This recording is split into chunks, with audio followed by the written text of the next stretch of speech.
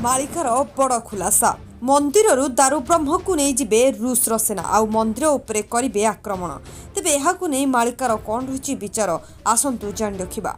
भिडियोटी को आरंभ करने पूर्व सब्सक्राइब करनियंतु ओडिया टीवी दुनिया को पाखरे आसुथिबा बेल आइकन टिकु प्रेस करनियंतु। भारतर प्राणकेन्द्र उत्कल देश बारंबार विभिन्न आक्रमणर शिकार होई आसिछि। काहे केते वर्षरु आक्रमणकारी माने भगवान को नेबा पई चेष्टा करुछंती।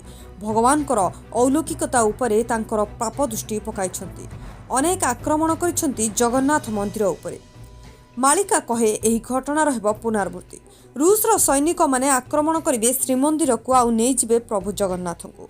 आउ एभली एक समय आसिबो जेउ समय समस्तंकर बुद्धि बाट शून्य होई जिवो।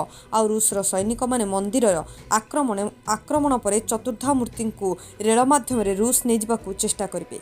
किंतु बैरी रेल स्टेशन रे हेब एक विस्फोरण जेउठारे इंजिन चूर्ण होई जिवो, भांगी जिवो आउ अंतर्ध्यान होई जिवे महाप्रभु।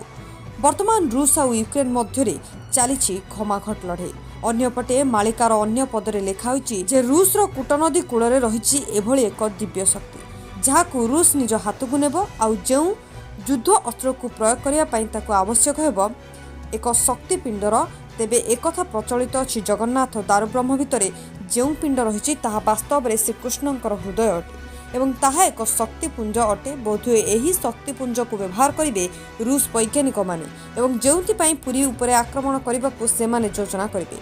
तेबे सही महाशस्त्र को जाग्रत करने जगन्नाथ मध्य से ब्रह्म को प्रयोग करा कि आउ एक लिखाई जे यही कार्यक्रम रूस केबे भी सफल हेब नहीं। बैरी स्टेशन एभली एक घटना हेब जोंठारे इंजिन चूर्ण हो सेठारु प्रभु अंतर्ध्यान होइजिबे आउ छतिया रहिबे। सेहिठारे भक्त भगवान को दर्शन करिवे आउ सेही छतिया धामरे 7 दिन पर्यंत प्रभुंकर लीला खेल देखिबाकू मिलिबो आउ छतिया श्रीक्षेत्र मध्य पलटिजिबो।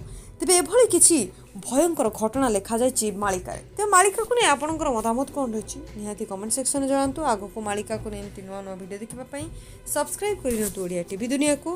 वीडियो को लाइक शेयर करंतु। मो रहिली नमस्कार।